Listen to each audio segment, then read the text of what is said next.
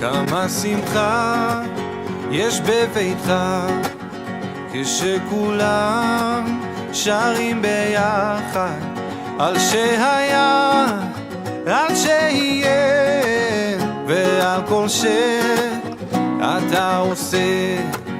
היו ימים טובים יותר, אך לעולם לא נוותר על השמחה הארוחה שעוד תבוא, כן היא תבוא. כולם ידיים באוויר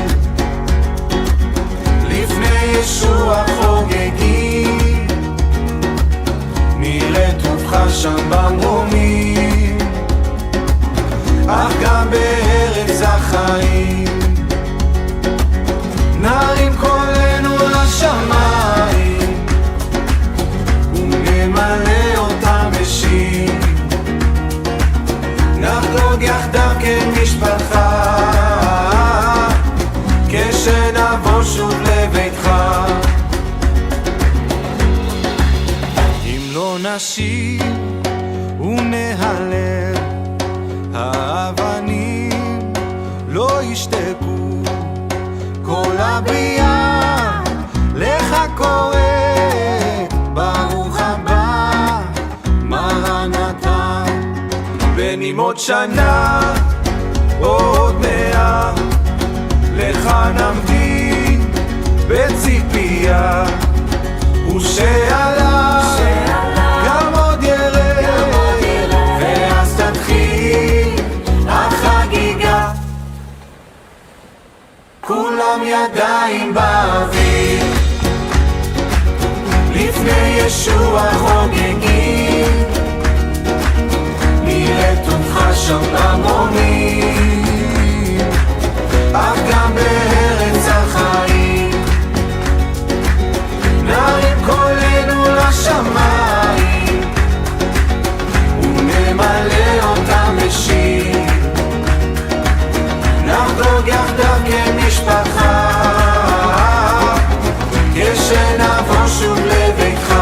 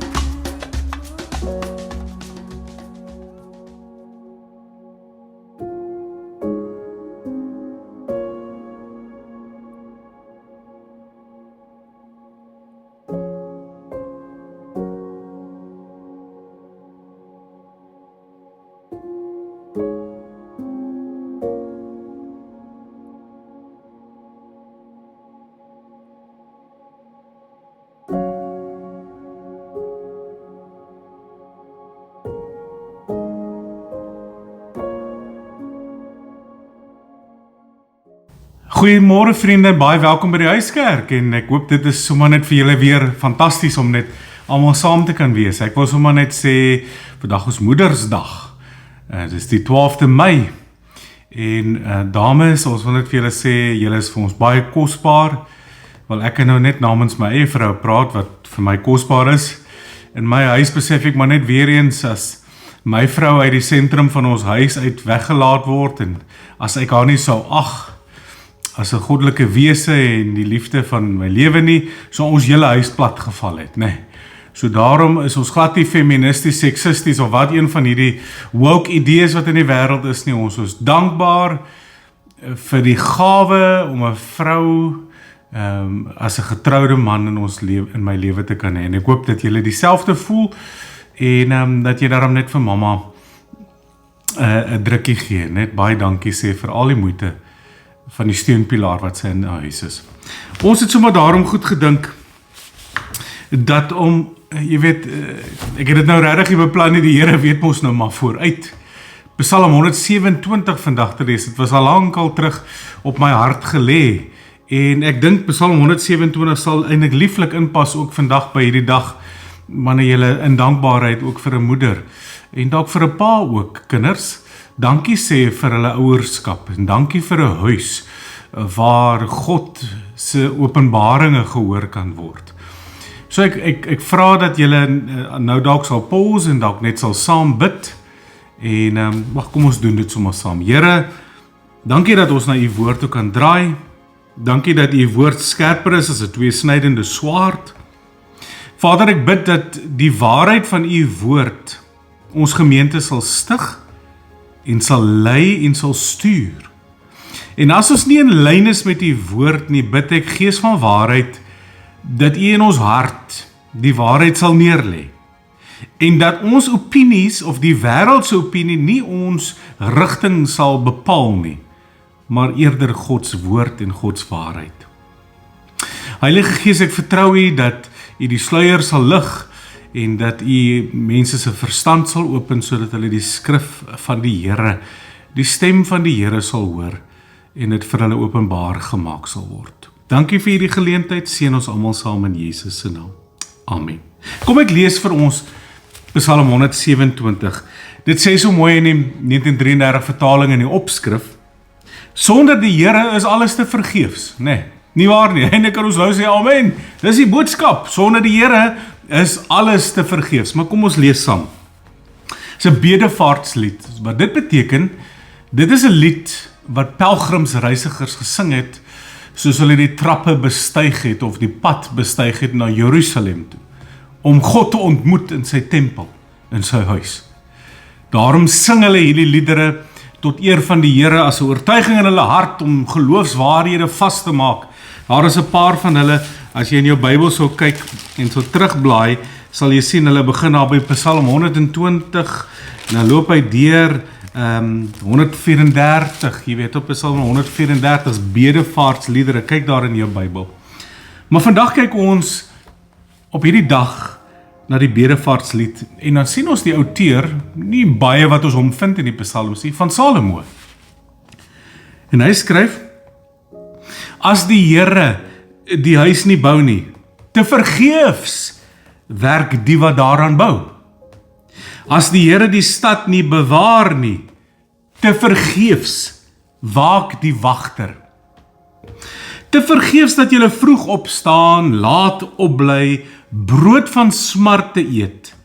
Net so goed gee hy dit aan sy beminde in die slaap. Kyk, seuns of kinders is 'n erfdeel van die Here. Die vrug van die moederskoot is 'n beloning.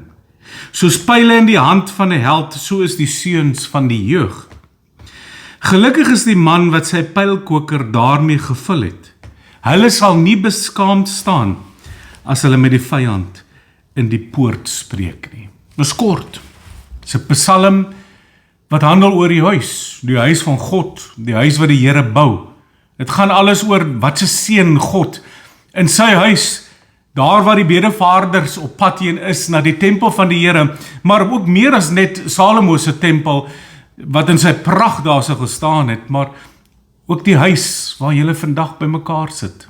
Vandag sit julle daar kollektief by mekaar, so amper soos 'n klein stad, nee, 'n klomp huisgesinne by mekaar.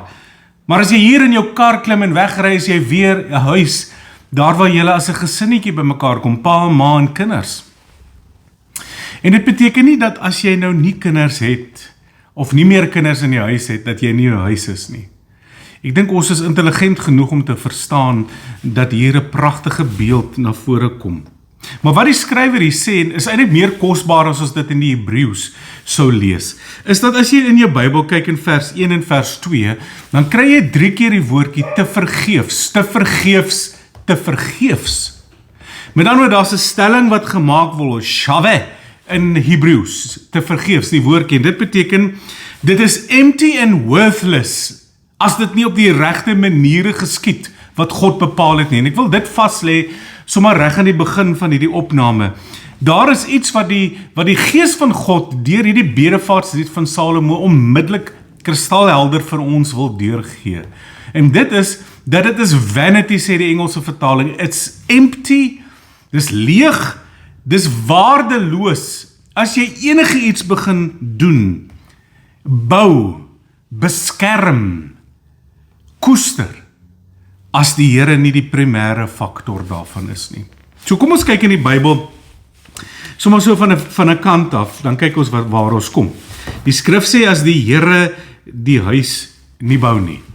Nou, waarvan hier praat is dat daar is 'n primêre bouer wat die huis van die Here bou. Salomo sou dit self baie goed verstaan het in die bedevaarders op pad na Jerusalem, om in die huis van die Here te gaan aanbid, die tempel sou dit baie goed verstaan het.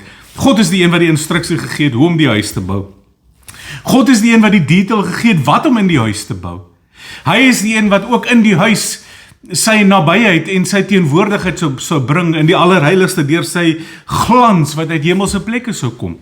En wat Salomo baie goed sou verstaan het is, as die Here nie die huis bou nie, as God nie die primêre kern, die middelpunt is van hierdie huis nie, as die bedevaarders kom vir enigiets anders te behalwe die teenwoordigheid, om in die teenwoordigheid van die huis van die Here by God te kom, daar by die Here, is dit leeg.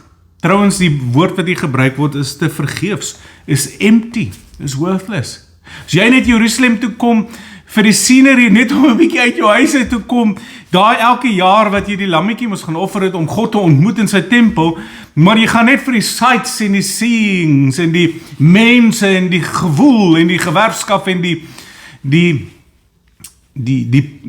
excitement, maar jou verlang is nie God nie, is dit te vergeefs. Lees jy dit in Hebreëus, begin die sin telkens met die woord vanity, te vergeefs is dit. Te vergeefs is dit. Te vergeefs is dit as die Here die huis nie bou nie. As die Here nie eerste staan in hierdie saak nie, is dit te vergeefs. As God nie die middelpunt is nie, is dit te vergeefs. En hier moet ons nou mooi luister, broers en susters. Want dieselfde reël geld vir ons as 'n huisgesin, primêr in die kleine, maar ook dan later in 'n stad, 'n klomp huisgesinne saam, soos 'n gemeente. Ons gaan nou daarby kom. Maar as ons die Here bely, net in beginsel, met ander woorde, ons sê, ja, in beginsel stem ons saam, die Here is die middelpunt van ons huis, maar prakties geskied dit glad nie.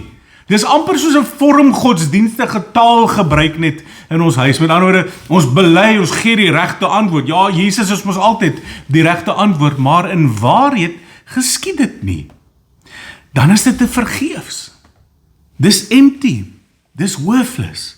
Die skrif sê as die Here die huis nie bou nie. Nee.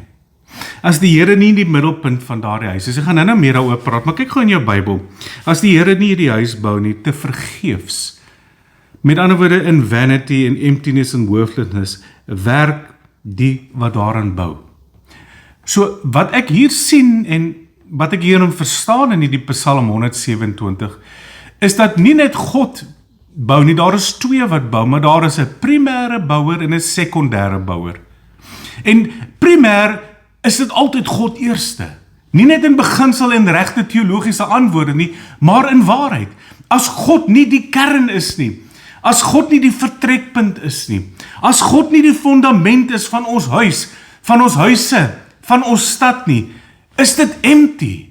Dis worthless. Dit beteken absoluut niks. Dis net 'n show vir die wêreld en vir die dorp en jy sis jou eie gemoed, maar dis duisternis.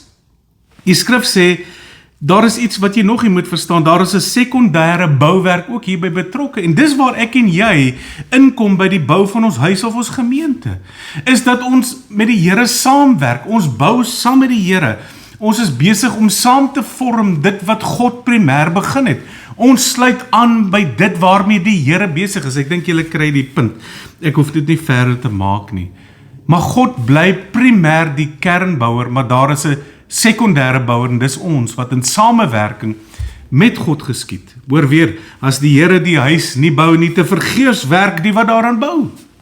So God se hand, ons het nou die afgelope tyd in Psalm 31 heerlik saamgesels oor my tye is in u hande, of ek gee my gees in u hand oor, en nou doen God se hand nog iets, God se hand bou, God se hand bou uit, God se hand vorm, hy bepaal, hy gee rigting, hy wys rigting, dis wat God se hand doen, sy hand bou, en wanneer ek bou, dan sluit ek eintlik maar net aan reeds by wat God se hand doen.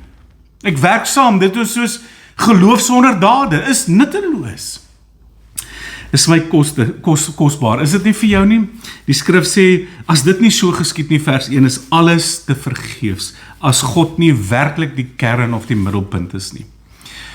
Nou het ek teruggedink terwyl ek voorberei het aan daardie oeroues gesang wat ons jare lank gesing het, wat vir my baie kosbaar en dear is. Middelpunt van ons verlange, kom ek lees gou vir die woorde. Middelpunt van ons verlange. Met ander woorde, Here Jesus, U is die middelpunt van alles wat ek verlang en wat ek soek in my lewe. U bring rus in ons gemoed. Jesus, met ons dankgesange loof ons steeds U liefde gloed. Op hierdie diep bedorwe aarde het U, Heiland Jesus, neergedaal. En vir elke skuldbeswaarde, elkeen wat in jou huis sit, elkeen wat in die huiskerk sit, elkeen wat luister, vir elke skuldbeswaarde met u kosbare bloed betaal. Wat ek vir jou graag wil sê, net deur hierdie gesang vir jou te lees, en te sê dat as die Here nie bou nie, is dit alles nutteloos, is presies wat ek vir jou wil sê, dat sonder die Here Jesus, sonder God se hand, sonder sy ingrype, is jy absoluut niks. Jy is absoluut nutteloos sonder Jesus. Nou kyk, hier skree die wêreld nou 'n ander deuntjie. Hulle sing hom nie, hulle skree hom. En hulle skree dat jou nut lê wat jy self bepaal en jou eie droom wat jy uitwerk, sodat jy self jou eie skulpies op kan gaan optel in jou aftrede. Jy is die bepaler of your own destiny. Jy is in beheer van jou geluk. Jy is die een wat jou geluk gaan uitwerk. Jy het baie nut. En kom ons help jou om net 'n beter jy te word. Nou die evangelie het absoluut niks daarvan nie. Die evangelie het absoluut 'n blik en 'n kyke en 'n oorgawe in die hand van God wat bou, wat beskerm, wat seën. En daardie seën van God en sy bouwerk en sy hand het ons al oor en oor vir mekaar gesê, lê uitverkoop in sy seun, Jesus Christus. En deur geloof my lewe neer te lê, word ek deel in Jesus en deel ek uiteindelik in hierdie oneindige skat van God en sy seun. Maar sonder Jesus is ons niks. Jy is nutteloos. En as jy dink jy bou jou eie lewe in jou eie glorie en jou eie pogings, wil ek vir jou sê, gaan jy soos Babylonië, Griekeland, die Meders, die Perse, Rome, net in ruïnes eindig. Dit kom tot niks.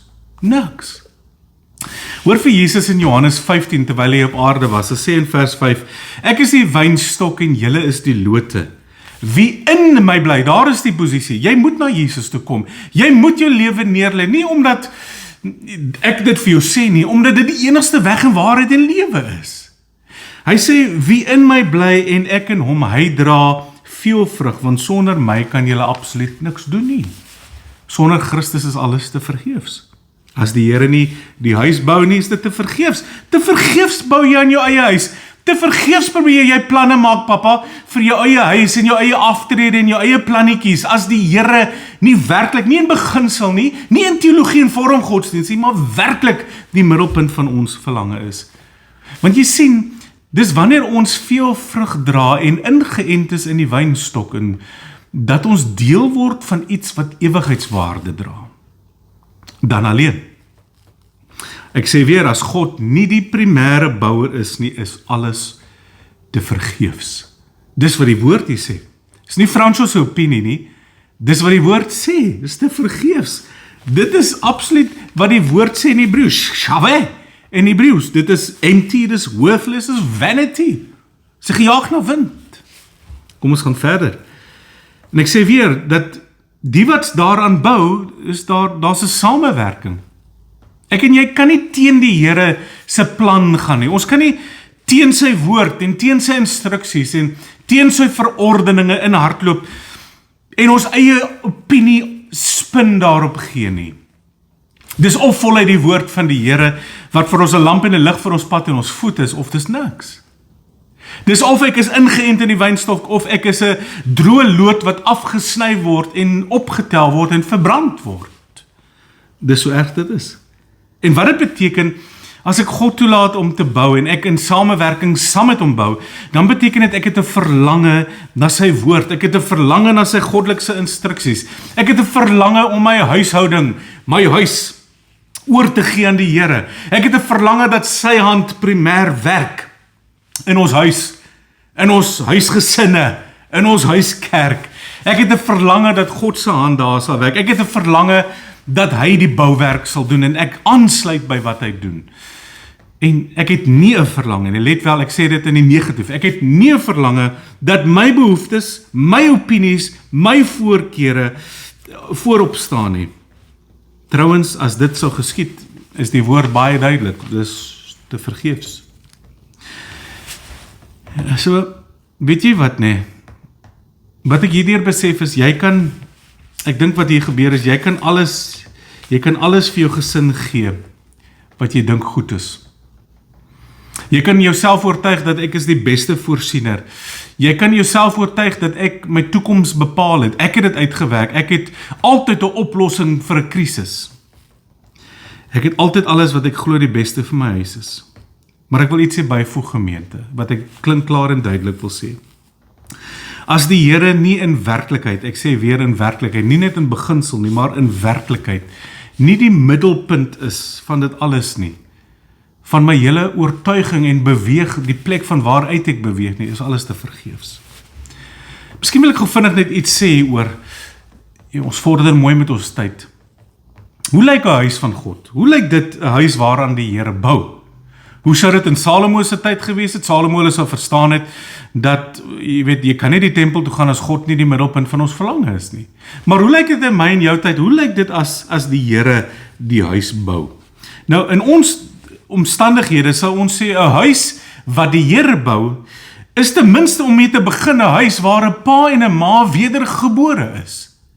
En wat dit beteken is dat hulle lewens neergelê het voor Jesus Christus, dat hulle saam met Christus gekruisig is, saam met hom opgestaan het, saam met hom begrawe is, Romeine 6, dat hulle die vrug van hulle vrymaking, heiligmaking embrace, dat hulle die gees van waarheid ingeroep het in hulle lewe en sê, lei ons, stuur ons, bekragtig ons, lei ons in die volle waarheid, maak ons sensitief, breek vir ons die waarheid oop, dis die beginpunt.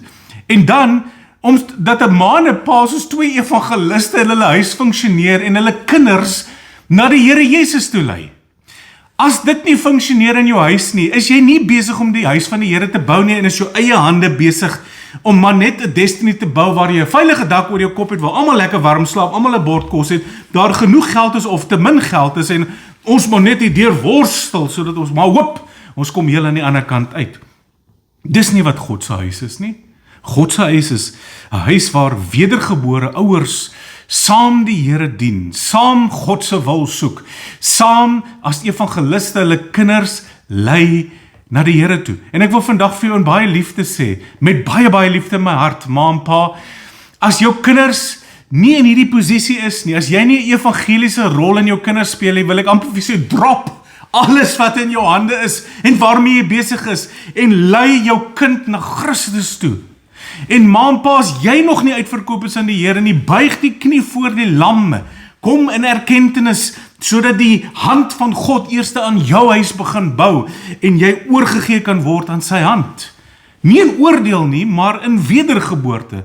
Maar as jy dit gaan ignoreer, is die hand van oordeel uiteindelik die hand, wat gaan bou en uitbou in jou lewe. Maar ons wil nie dit hê nie, ons wil hê, jy moet 'n positiewe huis wees. So primêre sal ek sê is dit. Ek dink dan verder 'n huis van wat God bou en waar sy hand is en waar ons in samewerker samewerking is of medewerk is dat ons absoluut kom met 'n lewe van toewyding aan die Here. Ons huisgesin is toegewy aan die Here. Nou as die vraag is, wanneer is ons toegewy aan die Here? En die verkeerde antwoord is Sondag. Soms. Sommige Sondag. Wanneer ons nie besig is nie. En dis absoluut absurd. Dis te vergeefs. Dis empty. Dis worthless. Is full of vanity. Dis nie wat die woord sê nie. Die woord sê, as jy 'n huis is waar as die Here die huis bou, dan is jy 'n huisgesin waar ma en pa en kinders uitverkoop is in toewyding in die Here in sy woord. Maar ons lees nie net sy woord in toewyding nie, ons dade, ons optrede, hoe ons met mekaar praat, hoe ons met medemense praat, is in toewyding aan die Here. En ek wil hierby voeg, broers en susters, in elke seisoen van ons lewens, want kom ons sê, dit is nie altyd dit lengte en lekker, jy weet, lekker weer en die blommetjies blom en die bytjies is bytjies nie. Daar soms winter en storms in ons lewens, ons besef dit in die psalms, maar wat die woord ons leer is dat ons in daardie tye juis anker gooi en toevlug vind in ons sterkte en in ons skuld en ons rotsvesting Christus. Ons wend onsself juis tot hom in ons krisisse, in ons benoudhede, wanneer die bodem uitgeval het, wanneer ons voel, ons is verloon, ons is mee gemors, ons is op sy geskuif, ons is verwerp, dan kom ons juis as 'n huisgesin en ons trek saam, omdat die hand van die Here die huis bou, en ons in samewerking saam met hom bou. Ons wil nie te vergeefs kom staan nie. En ek wil daarby voeg, die huis wat die Here bou, is wanneer ons 'n huis van die Here bou, dan praat ons ook met mekaar, soos wat die Here dit sou verwag het, nee. Dit beteken soms praat ons in tough love met mekaar, dis wel liefde, maar ons bemoedig mekaar in die weë van die Here, die tugtiging van die Here vind plaas, maar ons praat ook opbouend met liefde, ons glo in mekaar. Ek dink ook wat dit beteken is dat ons openlik in ons huis om 'n tafel moet kan gaan sit. Jy weet, interessant genoeg, net die volgende Psalm 128 sê, welgeluksalig is elkeen wat die Here vrees, wat in die weë van die Here wandel. Hy sal die opbrengs van jou hande sal jy sekerlik eet, gelukkig is jy en dit gaan met jou goed. En dan sê iets van die huisgesin ook. Hy sê jou vrou is soos 'n vrugbare wingerdstok binne in jou huis, jou kinders soos olyfboompies rondom jou tafel. En hoekom is dit belangrik dat jou vrou soos 'n vrugbare wingerdstok is? Met ander woorde, die vrou bring die vrug na vore, sy gee liefde, sy versorg, sy neem haar goddelike orde rol in. Maar nie net dit nie, die kinders is versamel rondom die tafel, want wat geskied rondom die tafel? Sal ons eet, onder andere, maar dis rondom die tafel waar ons mekaar in die oë kan kyk, en waar ons as 'n huisgesin kan praat oor die Here, sy hand wat bou, en sy instruksies, sy woord, dit wat hy geskryf het. As jy 'n huis van die Here wil wees, en as die Here primêr die bouer is, dan moet hierdie dinge funksioneer in jou huis, anders is dit daar fout, anders is dit te vergeefs. Met ander woorde, dis vanity, dis empty, dis worthless, as jy dit andersins sou doen. Ek weet die wêreld gil nou onmiddellik vir jou 'n ander antwoord, maar ek stel nie belang in wat die wêreld en sy opinie het nie, ek stel net belang in wat God se woord het, en dis die vraag wat vir jou op die tafel is, dra God se woord waarde, en is dit jou riglyn? Want as dit nie is nie, dan hoekom luister jy? Maar as dit is, en die dinge nie in plek is nie, moet ons dit los waarmee ons besig is, die bande van die wêreld lossny van ons, en ons vasbind aan die lieflikheid van die Here, en ons wend tot sy woord. Ek dink 'n huis van die Here, wanneer die hand van die Here die huis bou, is daar juis liefde in die huis, daar's liefdevolle teregwysing, soos ek nou net gesê het, daar's compassion vir ons foute, daar is barmhartigheid vir iemand wat foute maak, daar is die vrug van God se gees, wat ons lei, dit beteken daar is ruimte vir groei in ons huis. As jy kort van draad is, dan moet jy toelaat dat die gees van God jou verander. As jy sukkel met vriendelikheid teenoor jou vrou en jou kinders, is 'n groot probleem, dan moet jy toelaat dat die gees van waarheid jou lei. As jy sukkel met nederigheid en selfbeheersing, is daar 'n probleem, dan moet ons oorgee en toelaat dat ons groei, let wel die woord wat ek gebruik, groei in heiligmaking. En so kan ek aangaan, gaan lees Galasiërs 5. Ek wil net nog een dingetjie noem oor so 'n huisgesin van die Here, en dan beweeg ons gou na die einde toe. Ek dink daar moet 'n standaard ook van holiness, heiligheid, reinheid wees in so 'n huis. Met ander woorde, 'n hand waar God primêr bou, beteken dit na wat ons kyk op die televisie en waarna ons luister, dit in reinheid sal geskied. En hier's 'n massive uitdaging op die oomblik hier. Ons is so desensitized. Ek sukkel altyd met daai woord, maar ons is so gespoel dat ons so gemaklik geraak het met wat die wêreld wil bied. Ek probeer nou die sinoniem vir jou verduidelik. Dat ons maar eenvoudig maar later net so afgestomp raak en maar net saam beweeg. Dit maak nie meer vir ons saak as God se naam uiteindelik gebruik word in 'n show of op die televisie nie. Ons zip ons mond want ek wil die fliek kyk.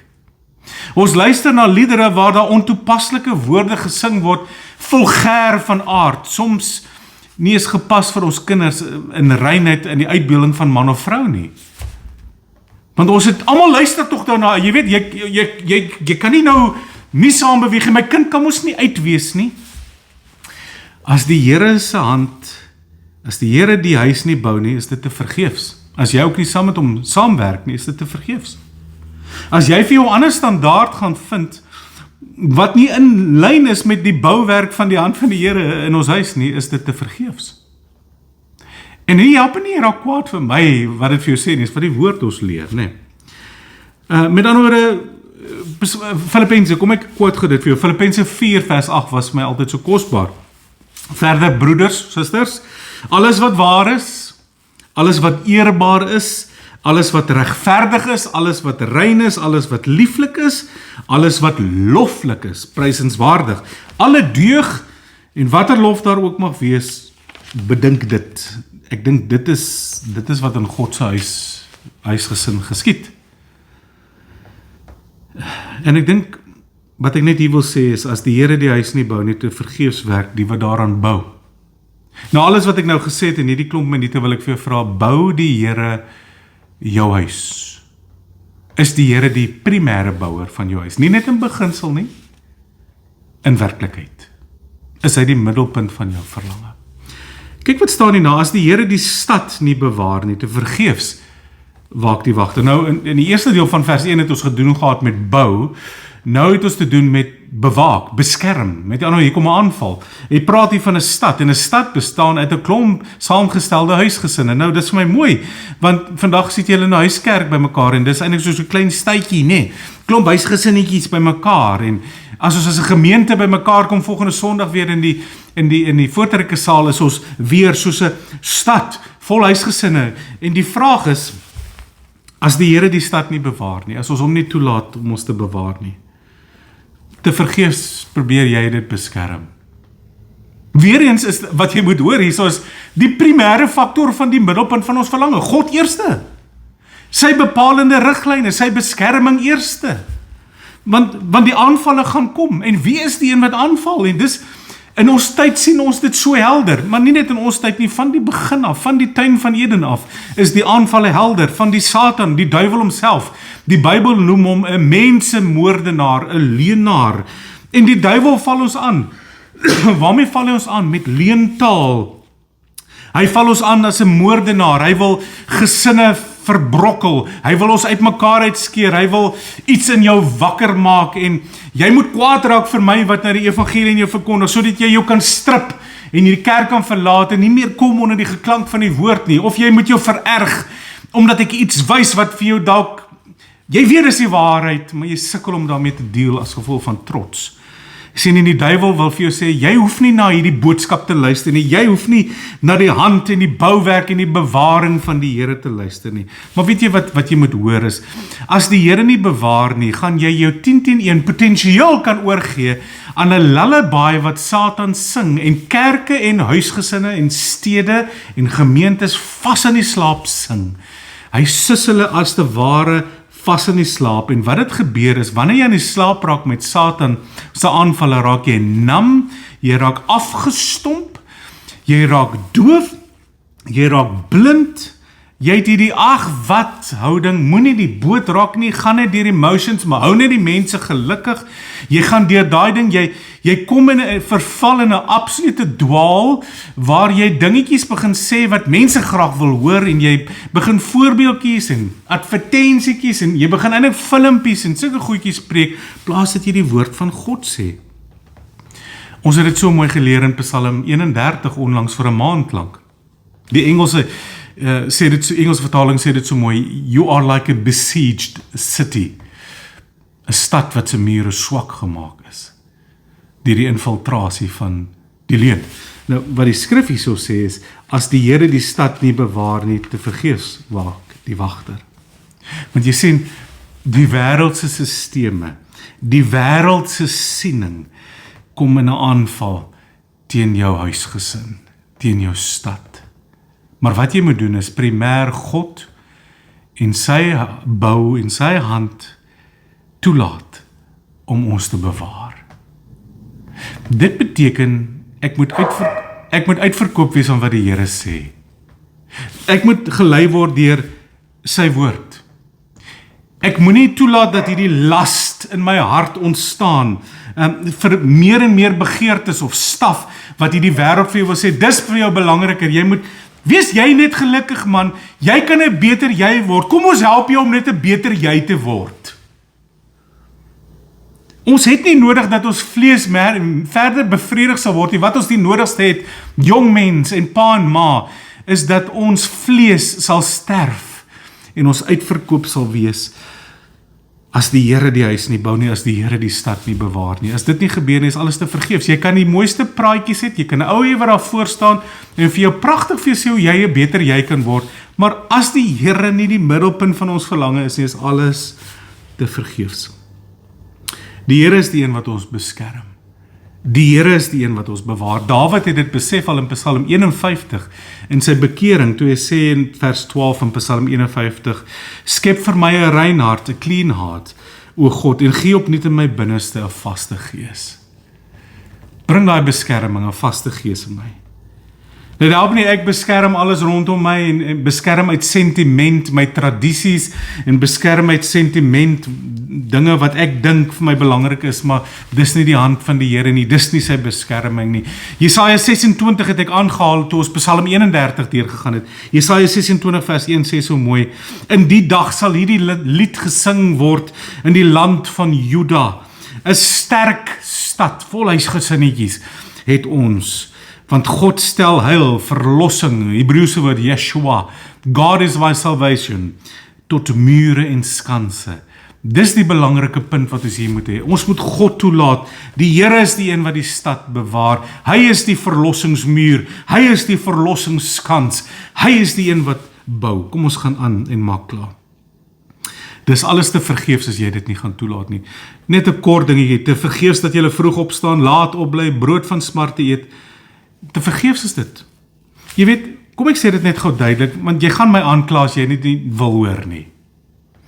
Dis wonderlik paas, dat jy gaan werk en 'n goeie pappa is en voorsien vir jou huis. En laat vroegoggende opstaan en laat aande werk en jou afsloof. Maar as jy dit gaan doen ten koste van Christus as die kern, God as die middelpunt, die primêre bouer, is dit te vergeefs. Jy gaan moeg word, jy gaan uitgebrand raak, jy gaan eendag aftree en as jou kinders nie eens meer onder jou dak nie. Jy moet die balans van die Here leer waar Christus die middelpunt van ons verlange is, waar jy gaan werk, wat reg is, waar jy voorsien vir jou huis, wat reg is, maar dat jy die balans sal hê, dat dit jou nie sal oorneem, dat jy jou uitverkoop en dat jou geld vir jou God geraak het nie. Jesus sê in die Nuwe Testament, niemand kan twee Here dien nie, niemand kan nie. So dien die regte Here, en wees getrou in jou werksplek. Werk voluit, werk met ywer, werk met ontzag vir die Here. Hou aan met werk. Maar as jy nie die balans gaan regkry, dis eenvoudig wat hierdie versie sê, is dit te vergeefs. Ek sluit af met die laaste 3 versies. Kyk, en dan praat hierdie vers 3 tot 5 reguit oor kinders. Kyk, kinders, seuns, sê die vertaling ben in Hebreëus, seuns, kinders is 'n erfdeel van die Here.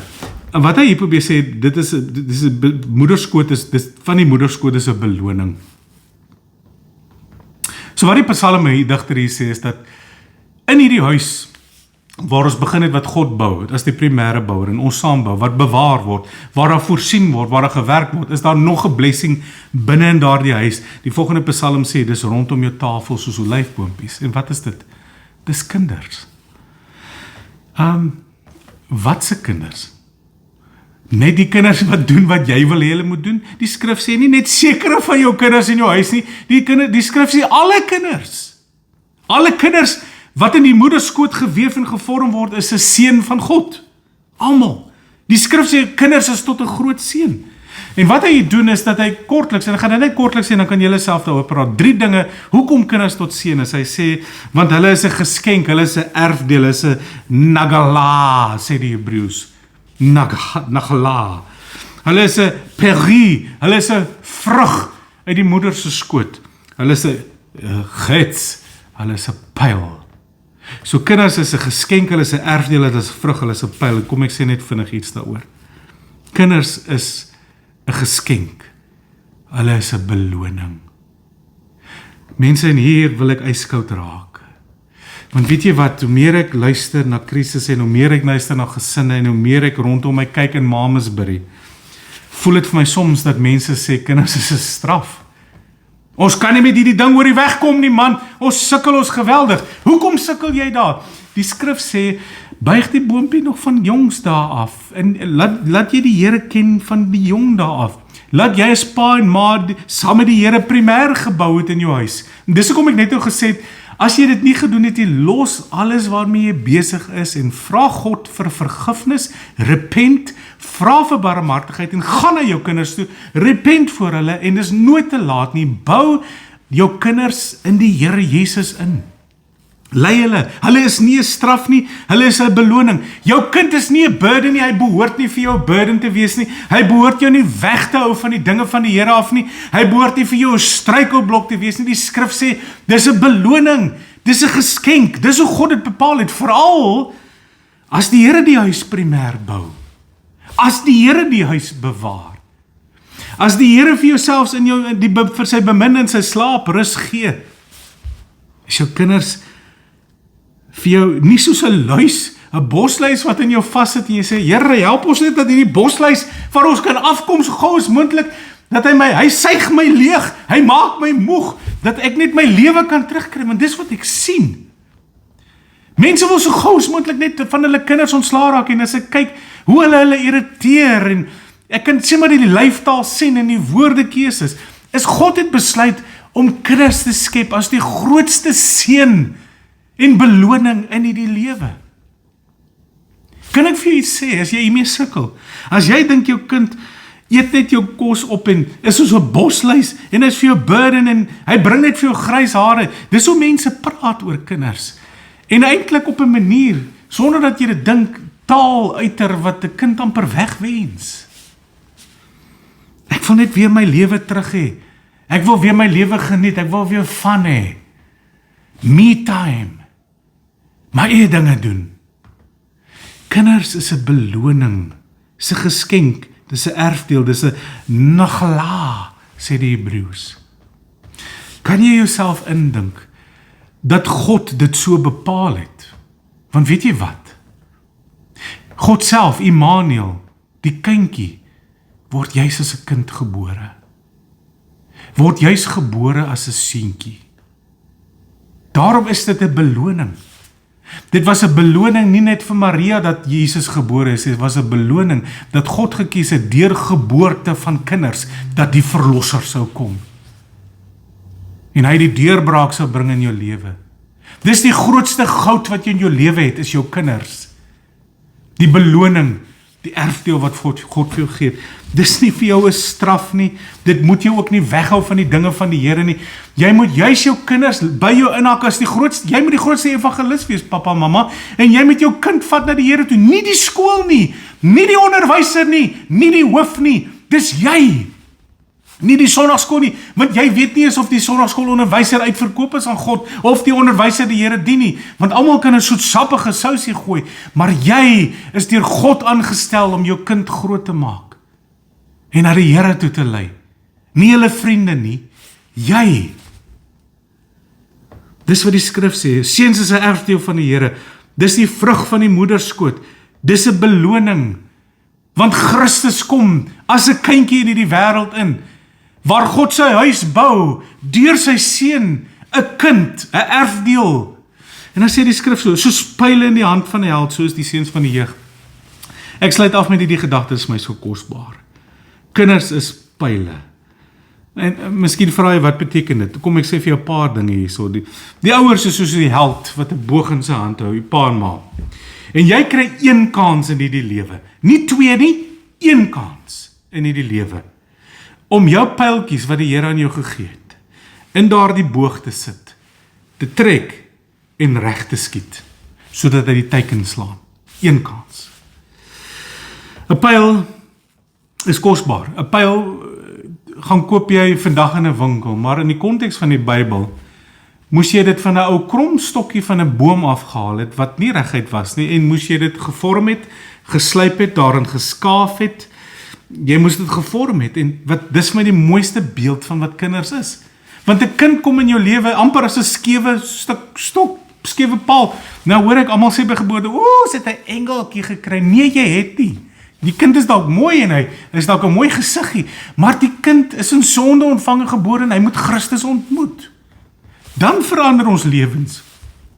En voor jy Christus ontmoet, kry jy pappa en mamma, as 'n evangelis in jou huis, die kans om saam met die Here te bou in jou huis en toe te laat dat God die primêre bewaarder van alles in julle lewe is, daai huis gebou word in reinheid, in saligheid, in heiligmaking.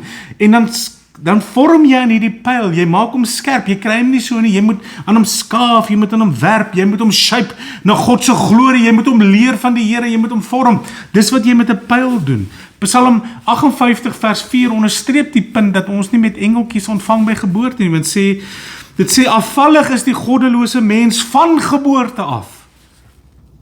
Die leuensprekers dwaal van hulle moederskoot af. So ons ontvang leenaars van die begin af. Doordat ons kinders as evangeliste lei na Jesus toe, hulle lewens neerlê en hulle 'n nuwe natuur kry, 'n nuwe lewe in Jesus kry. En hulle God weer innooi in hulle huise en sê, Here, kom bou U ons huis. Here, bewaar U ons huis. En dan kom hulle kinders weer, hulle kindskinders, soos hy sê, soos Psalm 128 afsluit en sê, dat jy jou jou kindskinders mag aanskou, mag jy jou kinders se kinders en later almal dieselfde patroon volg, van die Here bou primêr, ek werk saam met hom, die Here bewaar primêr, ek werk saam met hom, ja ek werk voluit, ek voorsien, ek is nie lui nie, ek wil nie net op 'n bank lê en 'n toelaagie kry nie, ek wil werk vir wat ek wil doen, en ek sal toelaat dat God my shape. Spreuke 22 vers 6 is so mooi, ek wil dit in Engels sê, train up a child in the way that he should go, even when he is old, he will not depart from it. As jy jou kind die way gaan leer en train van, luister hier, boetie, sit, wat jy in hierdie lewe moet kry is geld, sukses, rykdom, voorsien vir jouself, bou 'n magtige empire op, gaan jou kind daai pad stap. As jy jou kind gaan leer is, werk hard, dien God in vrees, werk ywerig, vra die Here om die talent wat hy in jou gegee het uit te werk. Jy hoef nie 'n dokter of 'n ingenieur of wat ook al te word, sodat jy net ryk sal wees nie. Jy moet uitverkoop wees aan die primêre bouskap van God. Jy moet God toelaat om jou huis te bewaar en jouself. Jy moet met ywer werk om vir jou huisgesin te voorsien, mans. Maar die weg van die Here is goedertierenheid en trou, Psalm 25. En dat jy dit by jou kind sal inskerp van dag 1 af. En as jy dit nog nie gedoen het nie, trap alles wat in jou hand is en doen dit. Omdat Gods woord ons dit leer. Miskien vra jy die vraag vir jou, wat is belangrik in jou huis? Waarmee dryf jy jou kinders? Met prestasie? Met jy gaan dit nie maak, nie omdat jy 'n blanke is in hierdie land, gaan jy dit nie maak as jy nie die hoogste grade en die punte het nie. En ek is teen geen van hierdie goed nie, want ek het dit self gedoen in die lewe. Goeie kwalifikasies gekry. Maar die punt is, as die Here nie die huis bou en bewaar nie, is dit te vergeefs. Dis vanity. Beteken niks. Dit dra nie ewigheidswaarde nie. Want sonder die Here Jesus kan ons niks doen nie. 'n pyl, soos pyl in die hand van die held, so is die seuns van die Here. Ek los jou met hierdie. As die pyl nou geshape is na die Here en sy weë, jou kind, is daar een ding wat jy met 'n pyl moet doen. Jy kan hom nie doelloos net daar in 'n glaskas toeskryf, sluit en hom net na hom kyk nie. 'n Pyl moet gelons word in die wêreld in, maar in die regte rigting. 'n Pyl word gelons sodat God se glorie en God se koninkryk die teiken sal tref en sal uithaal die duisternis in die lewe. 'n Pyl is eintlik gemaak om geskiet te word, om vrygelaat te word. En uiteindelik is dit wat jy met jou kinders moet doen. Nie in wêreldse konteks nie. Dit help nie, jy sê vir jou kind op vroeë ouderdom, luister, hier is vir jou 'n sleutel van my kar, gaan doen net wat jy wil, ek wil jou groot maak in totale vryheid nie. Wat jy wel moet doen is, trek jou kind rondom jou tafel. Laat God die primêre bouer wees. Laat God die primêre bewaarder wees. Voorsien vir jou huis. Sorg vir jou vrou en jou kinders. Maar sien jou kind nie as 'n straf nie, as 'n beloning. Leer hulle die weë van die Here, leer as 'n evangelis. En die dag wanneer hy jou huis verlaat, dan lons jy hom soos 'n pyl in die wêreld in, sodat hy presies dieselfde teiken sal tref en sal uitgaan in die wêreld waar hy geplant word, met wie hy trou, in watter kerk hy sal kom en nie off-target sal wees nie, maar werklik God sal toelaat om ook primêr die bouer te wees. Om ook in die vrees van die Here die middelpunt van ons verlange te wees rondom ons huistafel. Om ook God te vra om ons bewaarder te wees. Om ook die sluier weg te lig, Here, en ons toe te laat. Die skrif sê, gelukkig is die man wat sy pylkoker so gevul het. Hulle sal nie beskaam staan as hulle met hulle vyand in die poort spreek nie. En ek sê vir jou ten slotte, dis 'n bedevaartslied. So hoekom sou Salomo hulle dit gesing het? Wat se waarde sou dit vir hulle gedra het in lofprysing? Die waarde is, ons is op pad om God te ontmoet. En wat ons bely is, hy is die belangrikste. Nie beginsel nie. God en koning en Here van ons lewe. Wat hy sê en wat sy woord ons leer, sy instruksies, dis waar ons hart lê. Ons werk nou saam met dit.